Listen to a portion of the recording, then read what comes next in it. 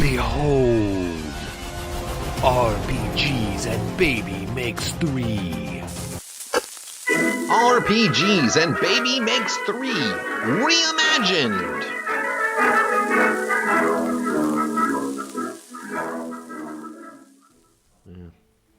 Fix it in post. Can you? Should we wait? No, we're just gonna... So, you listeners out there probably have to do... Well, if you're a parent like us and a parent gamer like us, I'm guessing you do about, what, 40? three to 5 loads of laundry per day? Oh, I was thinking like 40, because it feels that way. You know what it is? It's the, 3 to 4 loads of clothing and then the, 6 loads of dishes. But also there's a lot of like towels. So many towels in this household. If you have a kid who likes water, there's a lot of towels.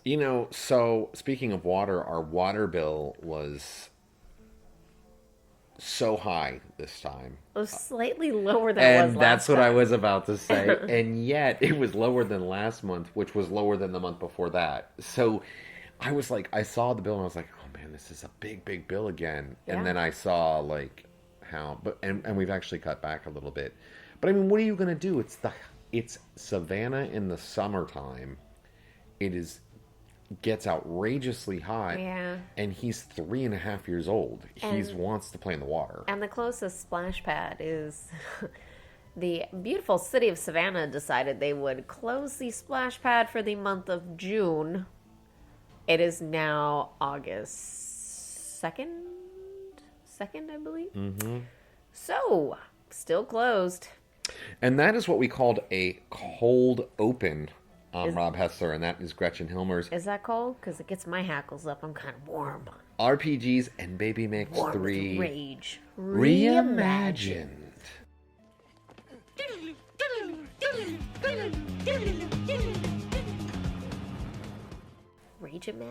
Rage Imagined. You're feeling a little ragey? Well, it's an easy thing to take our kid over to the splash pad. I know. Why would you shut it down? Why would you shut it down during the summer? Redo it any other time. And the idea that, it'll just be for the month of June. I'm sorry. Have you lived in this city? Nothing takes that short of a time. There are always problems. We're recording this on like August 5th or something like that, and there's just a big gaping hole there. There's some pipes, actually. There's pipes now. Okay, they put some pipes down. They cut a tree down before they did anything else over there, so they took away one of the two shade trees. Which is hilarious. Oh my god. Yeah. Anyway. Should we do some RPG talk? Should we roll some? I mean, I could grumble about the city for a little bit longer, but that's not why people tune in. But we are going to talk about what do people tune in for? Do people even tune in? I don't know. Let's roll for initiative.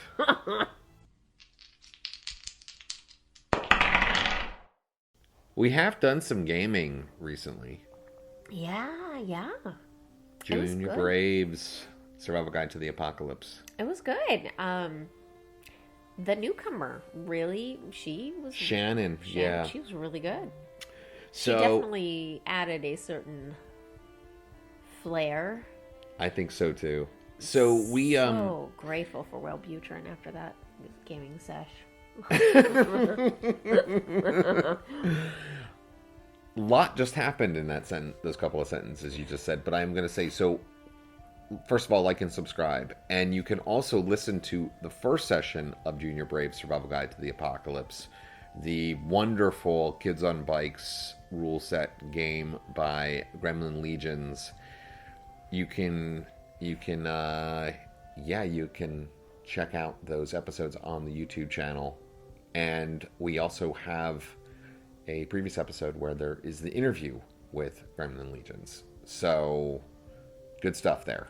Yeah. But we played that game, and we recorded the second session as well, which I just have to edit. Is there a Teenage Mutant Ninja Turtles game, RPG? Yeah.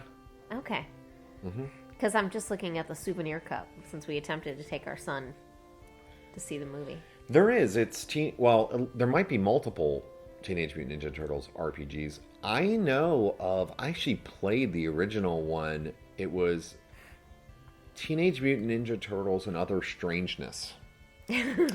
And you could make your own mutant you didn't just play a turtle. You could play all kinds of mutant animal creatures. Cool. And God, I remember loving that game. I love that game. But yeah, of course it got weird. It was done by Palladium, it's Palladium Games or whatever. The Rift's Palladium craziness, and the rule system is out. It's just crazy. I'm guessing I wouldn't like it. I don't know if you would or not, but I'm going to guess that you probably wouldn't. I remember the character creation process being really fun because you're like getting to sort of, in some ways, randomize and create like, your mutant animal, which just sounds like a really fun thing to do. But I remember like the actual gameplay was, I don't know, I guess people do like rifts and stuff, but this kind of crazy damage and lots of weird dice pool thingies. I don't remember exactly the deal, but I remember it being difficult. Can you remind me, one of the things is Rocksteady, and is there a character named Bebop? That's right. Oh my god, my memory is there. So we didn't make it that far into the movie, if you're wondering. No, so we went to see the new Teenage Mutant Ninja Turtles movie. Well, we went to see the first 20 minutes of the new Teenage Mutant Ninja Turtle movie. It might say PG, but... So we've been kind of eyeing it for a couple days. I've been looking at the listings and seeing, is there seats and stuff? Because it's the first day, it just opened, and we were going to go to the first show. Oh, it was today? Yeah. Oh. So we're going to go to the first showing on the first day. I'm like, okay, well, let's make sure that there are seats. 11:05 a.m. We're going to go. I've been looking at it and everything like that. So we walk up to the counter. We get our seats, 3 seats, Gretchen, Lincoln, and I, and we get 3 seats. We get the kids popcorn. They have like a special Teenage Mutant Ninja Turtles set that we get for them with a cup. Get some Reese's Pieces, 2 large sodas, and we refill our refillable bucket. And it was $70. It was like $78. It was 70 and some change. It was like literally just over 70. And then we go into the movie, and shortly after we sit down, previews begin. And of course, the previews last a long time. Yeah, they last a toddler, a long time. We should have just come in late. And the first 10 minutes of the movie, I would say, don't even have the Teenage Mutant Ninja Turtles at all. No. So if you're excited to see Teenage Mutant Ninja Turtles, and there ain't none. Yeah. If your 3.5-year-old is there to see Teenage Mutant Ninja Turtles, and you sit through 15 to 20 minutes of trailers, and then you're expected to watch 10 minutes before Turtles arrive. Yeah. He was done before Turtles even made an appearance. Yeah. So we it was a left the little movie. Too scary for him. It was a little dark. It's very gritty. Yeah, which I guess I appreciate that as an adult who used to like. Yeah. TMNT. Mm-hmm. Like, I was excited. I was watching it and I thought it looked cool. Yeah. It was funny. I think when I first saw the preview, I was like, you and I are going to go see that. And it was you and I at Lincoln. We could still go see it. I'm down. I could. I ate too much popcorn, though. I'm good for a little bit. Oh, I don't need any popcorn. The popcorn was super salty. Anyway, we're talking RPGs here. Yeah, We were off RPGs, on our way. so yeah. Yeah, so there's a Teenage Mutant Ninja Turtles RPG, but we played Junior Brave's Survival Guide to the Apocalypse, Oh, and yeah. there was it six players, I believe, 6 players total, and fun adventure. Yeah. It's funny because you don't roll a lot of dice in the game, but a lot happened. Yeah, yeah. Which was neat. And Shannon, who joined us, who Gretchen mentioned, it was the first time she played in like 10 years and even or played any RPG in like 10 years. And even when she had played before, it was part of like very short-lived D&D campaigns. And so she played and she was excellent. Yeah. She was a great role player. And I really thought she fit in really well.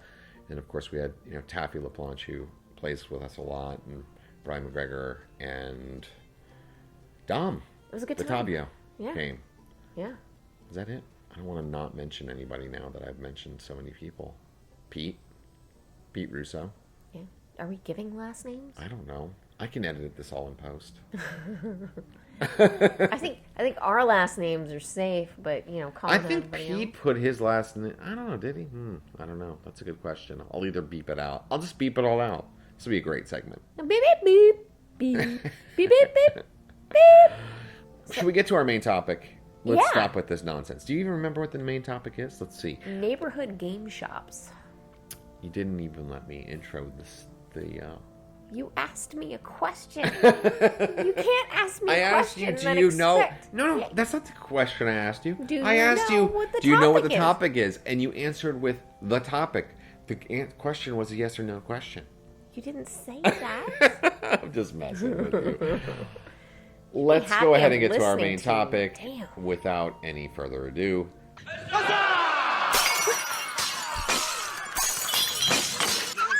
So, our topic of the week, or this episode, friendly local game store. And we're going to be playing this interview with Ben Flood, the owner of a new game shop in Savannah, Georgia, called Roll the Bones, which is opening August 19th, 2023, the day before my birthday. So he's obviously doing it for that reason. Yeah, of course.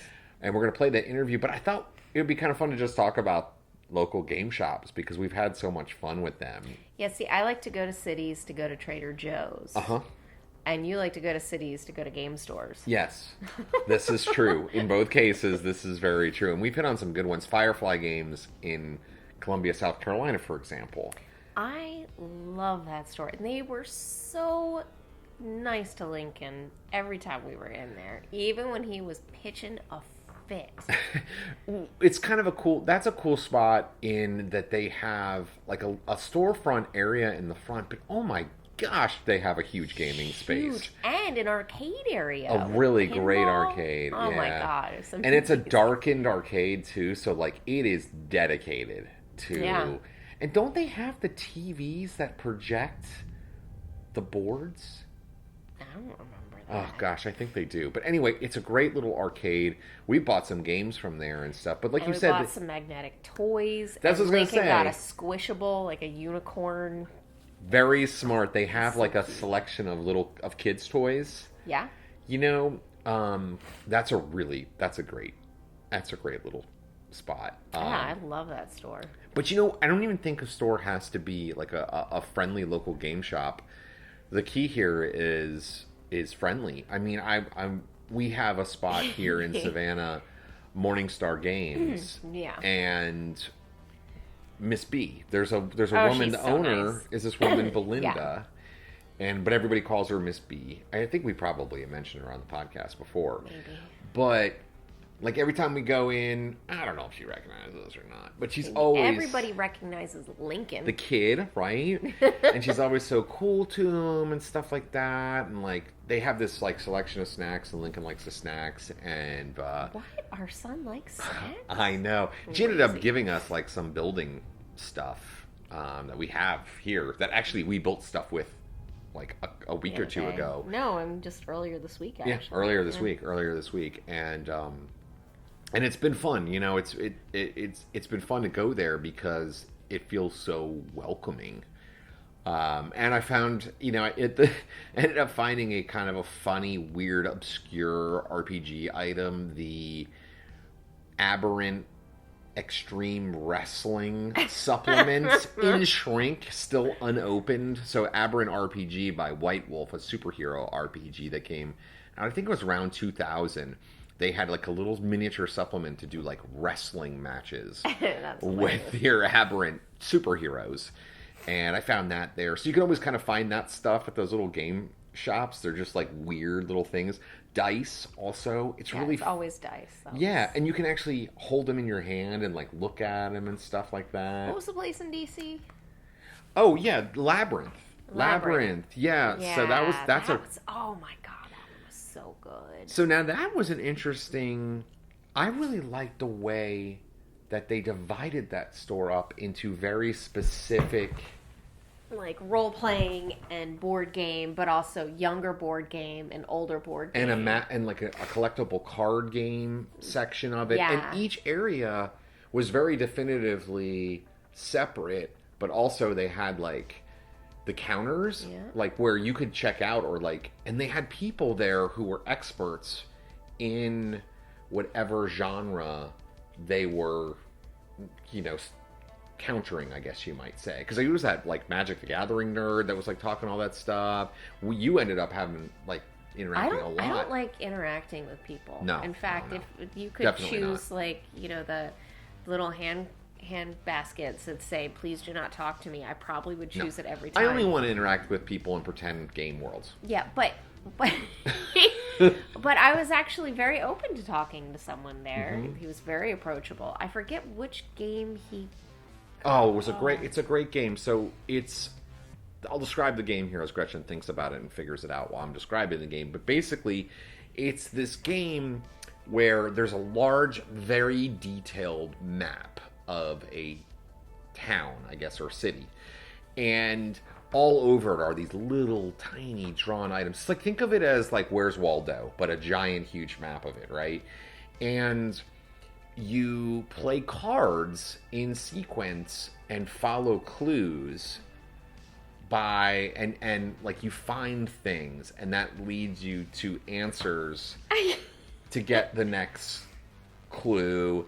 And it's generally like it's murders. It's all murders. Not always murders. What is it? Sometimes it's they lose something, or like, where did so-and-so's guitar go, or whatever. Yeah. But it's really fun. It's multiplayer, so like everybody can kind of stand around. I like when, in fact, every time we've played it, I'm gonna have to go into the office to look. We've rolled out the game. You just keep talking. I'm gonna go find. All right, out. so we've rolled out every time we've played. We've rolled out the big map. It's a huge map. I mean, it's like, for those of you who are older, like Gretchen, you might remember when you would get like a city.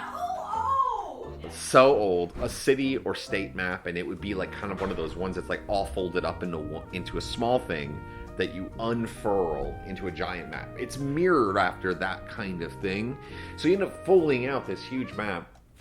And what I love about that game too is you end up getting up and I've never played it where we don't stand up and we're walking around it and you're moving around, and there's a little magnifying glass that comes with it as well, and it's kind of cool. Each of the card sets comes in these little like mylar, that's not the right word, like parchment paper envelopes. The game looks really good. It's mostly black and white for the most part, but it's a very good looking game. That actually kind of aids with the exploratory nature of the game and trying to find it. So Gretchen is back. I filibustered here for who knows how long. Macro Crime City. Macro. Alexa and timer. Now you have to filibuster. Oh, I do, yeah. So macro. It's great. You know, I think my only complaint is when you don't have the eyesight of your youth, it is a little hard to see, but thankfully they supply a magnifying glass. And I don't know, it's just fun. You really got to get in there and poke around, and sometimes you'll skip ahead by accident, or I don't know, it's just, I love the cooperative nature of it. Yeah, and also it's like, even when you're looking for one thing, That was Rob sitting on the couch cushion, not him. we're real professional here. Yeah, and like even Only the best for our listeners. Even when you're Don't forget to like and subscribe. Don't forget to like and subscribe. Even when you're doing the search for like something specific, it's also so fun to just see like the scene. Like looking around is cool because you're looking. It's a really interesting and detailed environment that they've created with this game. I would love to talk to the artist who worked on the Oh gosh, man, oh Lord, You know that's what? probably a pretty popular game. I'm not sure we can hook that up, but I don't know. I guess you I'm think big anyone's time. ever like, let's talk to the artist rather than the game creator? Could be the same person. I mean, it's so reliant on that map. We'll do more research and we'll get back to you, listening audience. Point is, friendly local game stores are not always friendly. We went to one in Bangor, Maine, called Game Citadel, which I thought was they didn't really talk to us or anything, but I didn't care. It seemed like it was busy. People were playing games and it was doing also stuff. snowing outside while it was so happening. cold up there. It was cold and it was but people seem to slushy. be It was giving February, y'all. Giving it angry reviews. I don't know. Yeah, but doesn't it have like a 2 stars out of 5 on Yelp or something? 2 out of 10? 2 out of 10. No, Yelp is 5. Was it? Yelp is 5 stars. Oh no, I'm saying 10 reviews. So two stars. Oh, out 2 of 10 stars reviews. out of 10 reviews. That's not a lot of reviews. No, it's small, but you know, a place like Bangor, Maine, like, dude, you have a game shop. Don't be picky. Well, I don't know. You don't know. It could be Unless gatekeeping. you're Who knows what creeping it up is. on, like Stephen King's house, and you're 2 stars. We got to read these reviews. We should read some of them on the air. That'd be pretty funny. apparently people just aren't friendly. I mean, the problem is that most gamers are not very good at interacting with other humans, and a lot of the times. Yes. And that might be what the case is. What the case is there, but Also, we all have off days. Maybe you just have a lot of off days. yeah, maybe every single time a reviewer was in there, you had an off day. Yeah. But People are more apt to complain. point is, though, each of these places is so special. Like, it doesn't really feel, you don't get that from a, like, I mean, sometimes you all can get a cheaper different. deal. Yeah. Yeah, so we have and I was surprised. We had someone on Reddit complaining about how there weren't the kind of game stores that they have in bigger cities. And I was like, wait a second. Okay, we got Morningstar. We've got Savannah Lion Games. Games. We've got, Roll the Bones coming in. We have Nerdheim. That's right. I mean, I think for a small butt town without a Trader Joe's, we are just rolling in game stores. I think we're doing pretty well as well, and I think Roll the Bones is going to be a really great addition to it. And we, of course, encourage every listener out there to go check out your friendly local game stores. In fact, why don't we go ahead and play this interview with Ben Flood, owner of Roll the Bones, a sort of an edited interview that I did with him for an article that I wrote for the Savannah Morning News all about Roll the Bones, which I will, of course, link in the comment section here below. But anyway, again, Ben was really great, and why don't we play this interview, and then we'll kind of come back on the other side of it and tie up the show. How does that sound, Gretch? Yeah. Here is Ben Flood of Roll the Bones. Wrap it up. Where did you first get into gaming, RPGs, card games, all this stuff? Gaming as a whole kind of started with, most everyone's gateway is World of Warcraft. Okay. I wasn't allowed to do much when I was a kid. It was kind of a sheltered household. So that was kind of my escape for a bit. And then, because I live in Pensacola, there's a place called TBS Comics. And I had some friends in college that went there, and the World of Warcraft card game was a thing. Okay. So there's the leap to the tabletop style. It's very by the same guys who made Magic. It's unluckily out of print now. It was a cool game then, but it evolved from there. It's like I found my place there at TBS. So I got into miniatures games in War Machine, kind of a steampunk fantasy leaning game. Okay. Which is And a war game, like a tabletop war gaming? Okay. so nice. got into all of that, the painting, the building of the figures, the terrain making, all of that kind of, and the lore of all of the games. It's just kind of, you end up finding these worlds to escape into, no matter what game it is, between board games or minis games or card games. And on top of that, they're all just fun. Yeah, for sure. Yeah. Did you come to Savannah for a specific reason? Short background. Went to school at UF. Had a job in Maryland for a little bit, and then got a good job at Gulfstream down here. So I'm an engineer. Yeah. Okay. So we've been here for almost a decade now, and then that job gets kind of stale and boring. And you're just sitting there like, you see the community aching for something, and you're just like, okay, I think I can help this. And you're like, okay, let's build the funds. Let's see what we can do. Let's see where's the tipping point for me to be able to, like, okay, let's go. It's hard in not having that income. For sure. But I'm married, and my wife, she's very supportive. Her entire family, my family's being supportive. We're definitely diving into this head first, and sort of looking, but not really. Yeah. With the eyes like half closed, the fingers covering. Well, sometimes if you pay attention a little bit too much to the details, you might stop doing it. Start, yeah. So how did this all come together? Like, how did you... Tell me how the gears were going for you, like, in terms of, like, you know what, I'm going to open up a game shop. Like, how did that kind of all come together for you? Like I said, it was more of a kind of you see the community wanting something.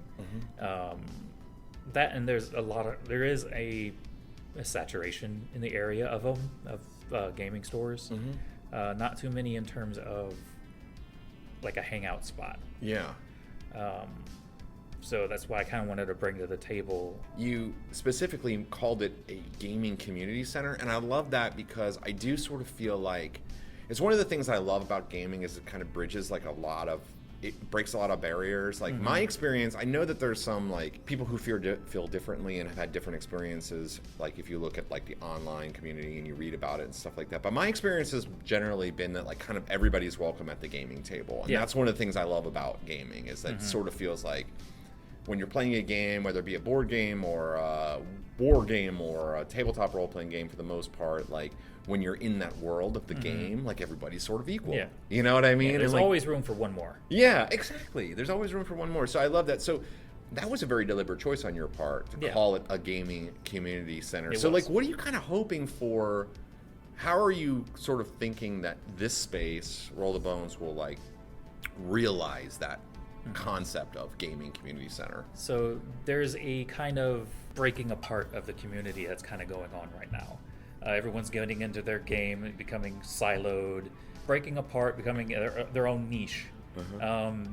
So what we're trying to do here is bring that back together, bringing the art aspects into things, bringing the community focus that we want to do, bringing these niches back together and coming back together again, because everyone loves stories, everyone loves artworks of, even like, for example, you may not be the biggest fan of Warhammer or Magic, but if somebody has a good art piece, you can both talk about it. Right. Yeah. That bridges those gaps again. So we want to do that and not necessarily have everyone be, okay, here's Magic night, here's Warhammer night. Okay, here's event this night where everyone can come and do something. Or have spring cleaning day where everyone's like, okay, now I'm going to rent out a table space or do store credit things. We're still working that bit out where they can sell their stuff and meet everyone else that's selling their stuff. Same thing in the same way, do an artist bazaar where they can come in and set up a table and do their thing there. I love that, man. Because we got the war room, I'm calling it, which is another big area that we can cut off for events. We got this giant space that we can use for events and still have enough room for people to sit down and play. So we want to have that community again, where we're not, to bring up the words again, it's just siloed and niched. Niche, nosh. So maybe kind of tell me, you mentioned about the doing like a vendor's market here with like artists, doing like, game sales kind of events and stuff like that. But kind of, you're getting ready to open here fairly soon. But what are you kind of planning like right out of the gate? Do you have any things in mind like right out of the gate? Right out of the gate, to be blunt, we just kind of want to be stable as a typical small business. In terms of events, we're kind of thinking about typical board game days, getting intro to D&D stuff. Your kind of small, typical events, like here's a Magic night, here's other things. The safe style of events, and then we'll try to, once we kind of have a more feel of how this store will operate, we'll start opening up the events. One of the things that we're going to be eventually doing, and we have labels for, is RTV Academy. Okay. We're being teaching things like D&D 101, or if board games are too much for you, you can have like Twilight Imperium. Yeah, that's what I was about to say. That's the staple game that's always too complicated, and I sit there and see it on a shelf, and I'm seeing this lion staring at me like just mockingly. because nobody wants to play it because it's too complicated. But Well, at the we'll have time, things that- investment is also quite Absolutely. large. I've never played it just for that reason. Like, Yeah. because I want to, but it's like getting It's the time daunting. to play. Yeah. It's the same reason like I did in college with Axis and Allies. We would sit and have the game on the pub table at the apartment, and every time somebody would not have time, we just play between classes and then leave it on the table for 2 weeks. Uh-huh. But that's how that has to work. Same thing with there. We'll teach things, and we'll bring in people that want to teach like painting, to minis painting or painting things. Like, we're not accredited by any means at all, but people want to see their communities thrive. For sure. Yeah. So we'll bring those people in as community leaders to help spread that warm fuzzy feeling they have about their own community. Right. But out of the gate, pretty much, kind of staple stuff, easy stuff.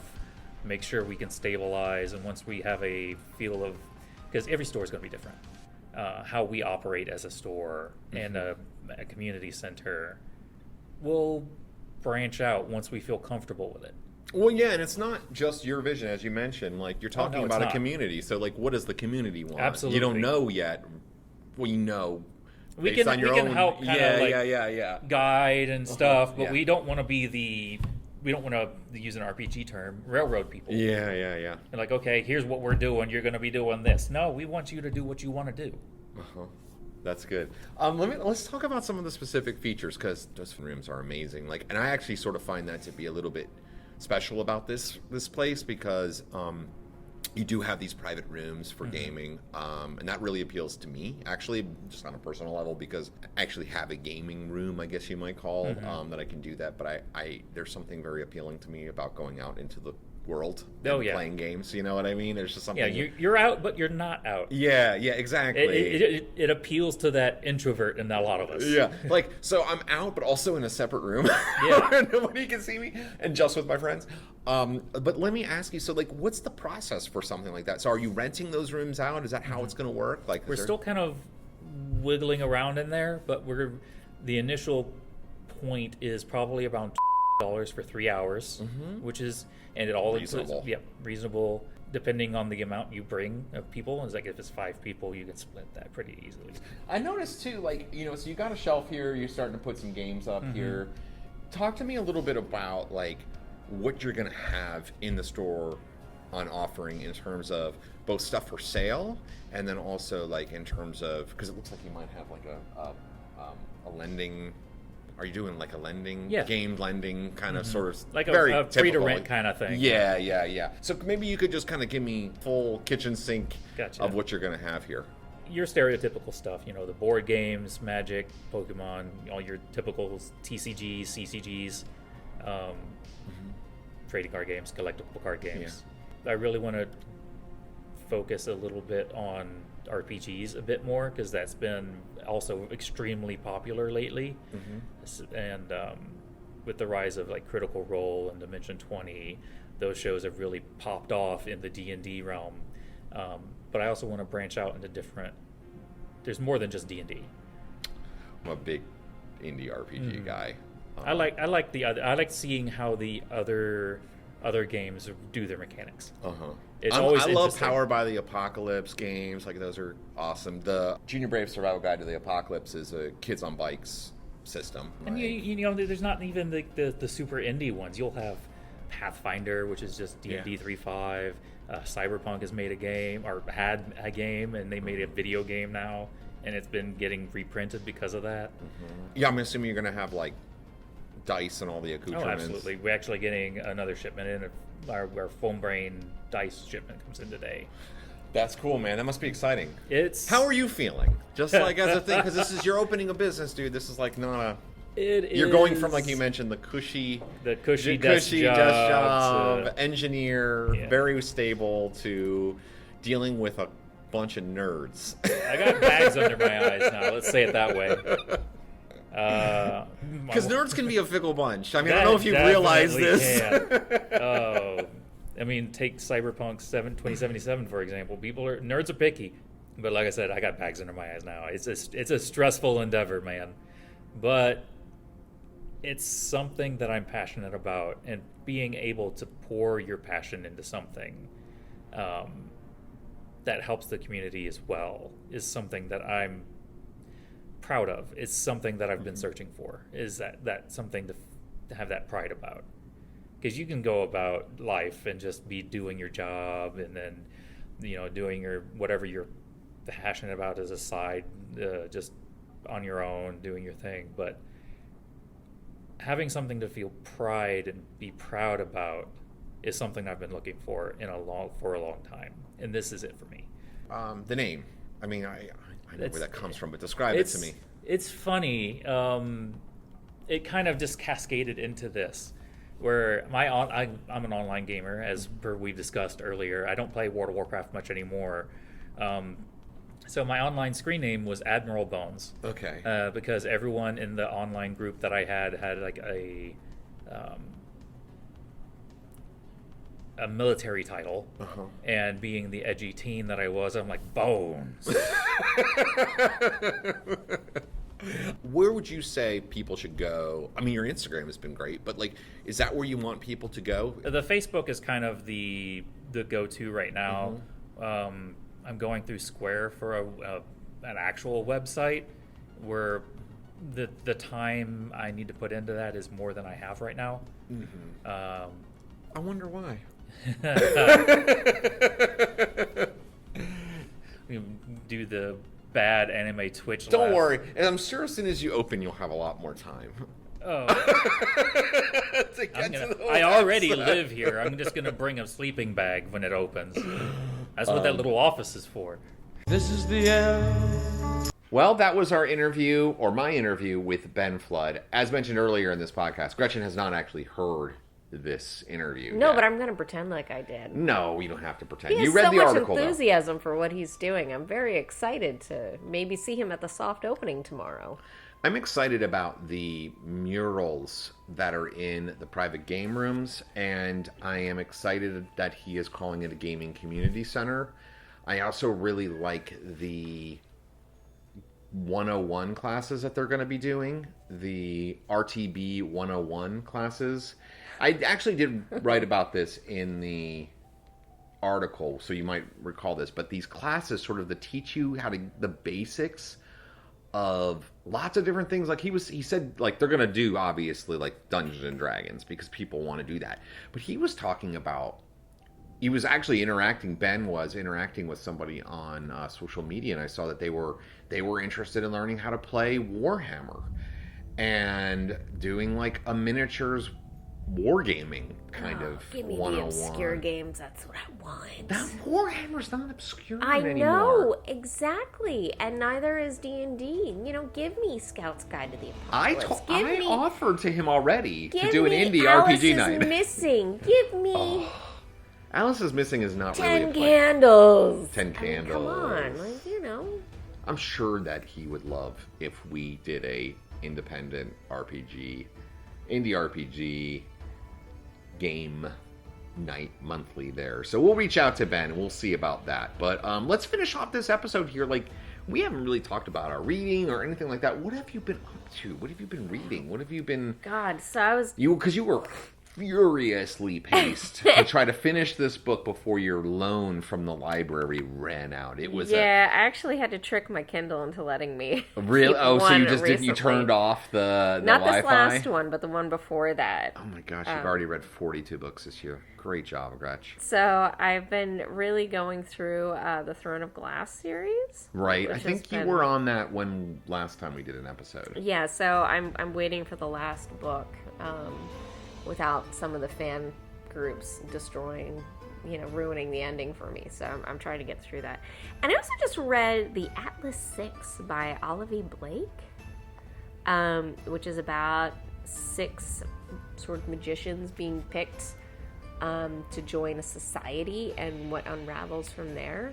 But you know what? I've been really tired lately, so it was really hard to get through. I feel you on that. I have been just doom scrolling for the most part a lot of the time in the evening. Yeah, me too. And then when I do have any energy. I've, been running games and stuff a lot, so I've been trying to like keep on top of like reading and keeping the rules and stuff, so I don't have to do real prep, where I can just, practice my system mastery stuff, so I don't have to actually like, type anything on a computer or anything. And then so it's just barely reading. But I did finish R.A. Salvatore's Homeland, which is chronologically the first book in the Dritz Jordan series, and I'm reading the second book now, Exile. They're not actually the first two books that came out. There was a trilogy. It's like, I forget what it's called, but like there's something about some gem. I forget. I haven't read it, actually. I've never read the original trilogy. Came out, and then a second trilogy came out, but it was about Dritz and how he got to that initial meeting point. That's our cat, by the way, which you can hear scratching in the background. Yep. So Cat. I'd read those books. The books I'm reading right now, I'd read them when I was a kid, and I just kind of wanted to revisit them. Oh man, And I've only ever reread one series. even your old, like I Wheel reread of Time series, and that is a big chonker to read. Well, you've done your you've done your time rereading then. Oh my god. Yeah, I couldn't really remember what was going on. It's really that's funny. I generally have this belief that I don't want to reread stuff because there is so much I want to read that to reread something is essentially to eliminate something from my lifetime reading list, because I won't be able to read something else somewhere else, down the line. Sometimes I read a book and I'm like, man, did I really just waste my time on that? I know what you mean. There's sometimes where they're really long and you're like, wow, that wasn't what I was hoping it would be. I had that experience recently. What was that book that I read? The N.K. Jameson, the 5th season. Okay. 5th season or something like that. The second book in the trilogy was it was basically a 200-page montage scene. It was, Dang. but anyway, it's been harder. I've been definitely feeling like I've just been kind of doom scrolling, but I've been also trying to go through the entire Temple of Elemental Evil module and reading through that. But I've been watching a lot of reels. Lots of holy guacamole out there. Holy Guacamole is awesome. So fun. I have also continued to read the Angry GM series about becoming a true game master, which is incredible. I think this guy's brilliant, as in terms of game mastery. And the series is super, super long. Like, each article is itself very long.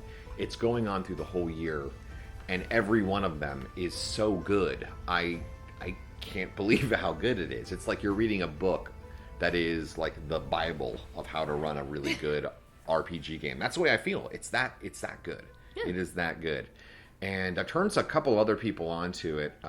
Our good buddy Chris, Lord Cass, my good friend from across the pond in England, who plays in the Temple of Elemental Evil game. He's gotten turned on to it. He's been reading it. Similar review as I. And Kristen, who we've gamed with before. Oh, yeah. Canadian guy. He works on oil rigs, by the way, out in the ocean. I feel like I knew that. Yeah. So he 6 goes months away on, at 6 times. months off. Right? Yeah. Man, it's good money, but it is hard. And from what I understand too, Plus, you gotta watch out for sea monsters. I also think, and this might be wrong, and I'm sorry, Kristen, if you're out there listening and I got this wrong, feel free to correct me. But I believe also that he lives in Canada, but the rigs he often works on are off of the coast of South America. So not only does when he go away on these rigs, he's going far away. We're going from cold to hot, huh? Yeah, so he goes away, like, from what I understand, I think it's like off of like Argentina and stuff like that. Wow. Like off the coast of Argentina and stuff. That's And so he is pretty distant, which is crazy. But Kristen's an interesting guy because he is, in terms of role playing. I mean, he is really, really into, it seems like, OSR games right now, like old school games. But he was also one of those people who we played with.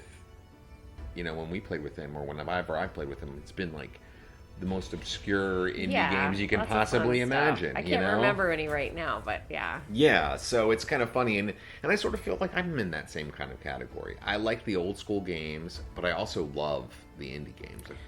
And you know what category I'm in?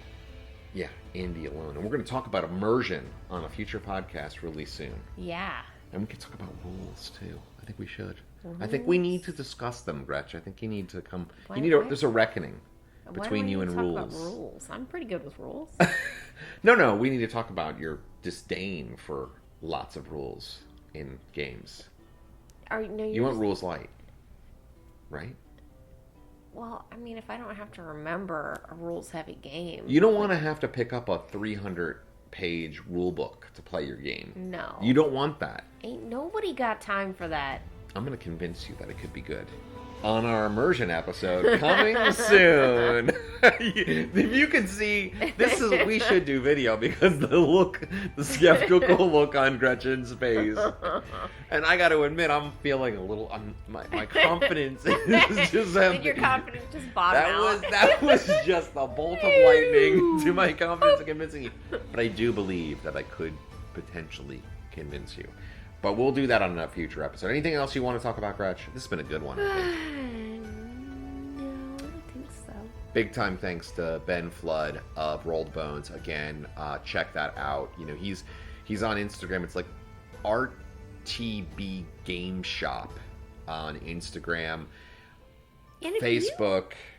Roll the Bones? Roll the Bones, yeah. He's Roll the Bones on Facebook. It seems weird, but Savannah is still a little behind the times in some ways on social media. And I think Facebook gets a lot more play locally than it would in some other cities. Yeah, there's some other technological sites and apps and stuff that we don't... What, the TikTok? Is that what you're talking about? I don't know the TikTok. So somebody promised me to teach me how to do TikTok. They're going to teach me. Okay. You watch out. Soon it's going to be... RPGs and Baby Makes 3, the TikTok. Oh, God. Is that how you say it, the TikTok? I don't know. Did they call it the TikTok, or is it just called TikTok? used to think YouTube was spelled U-T-U-B. I did, Gretchen outing me there. And the first time I ever went, I went and typed it in the browser. Oh, man, I'm such an old person. It is so funny. We've talked about before how any technology I touch breaks. I am actually getting a little better, though. Not even touching it. You can just be like, can you print this? And the printer's like, is this for Rob? F you. No. We're going to need a new printer. It's true. I actually am kind of... it's funny. I'm feeling a little bit like I like to zag when people zig. And I think there's kind of this anti-technology movement a little bit right now, which kind of makes me more interested in technology. I don't know, I'm always contrarian like that, but people, everybody's has very legitimate concerns about AI and all this stuff, and so I'm kind of like, maybe I should start using this technology. So it's whereas normally I'm very old school, and I'm literally been listening to cassettes today. I also kind of like technology now. I think it's interesting. So, yeah. It has the potential to be really powerfully good for us if we can just manage to do it. And also really powerfully awful for us. Of course, for sure. But I'm going to try to remain optimistic. That's why I always thank Alexa and our new robot overlords. Mm-hmm. Thank you, Alexa. This episode is dedicated to you. You think right now, if people are listening to this, it's Kat asking, saying stuff? If we say, Alexa, play the Dungeons and Dragons soundtrack, that people at home will have their... No, you should be saying, Alexa, like and subscribe RPGs and Baby Makes 3 for me. If that worked, that's amazing. Right? All right, well, let's get out of here. Thanks, you guys, for tuning in. For everybody out there for tuning in and listening to our inane chatter for an extended period of time once more. And I hope you all have had a good summer. If you have kids, they're probably back at school. Enjoy this 1 week where you're not sick before they bring home something where they're at school and everybody is healthy, because it's amazing. The amount of time but we it's have coming. right now. And we're going to listen to the D&D soundtrack that Now, Alexa's yep, now playing. yep. We'll talk to you all soon. Yeah, sometime. Immersion. Gretchen will be convinced. Take care, y'all.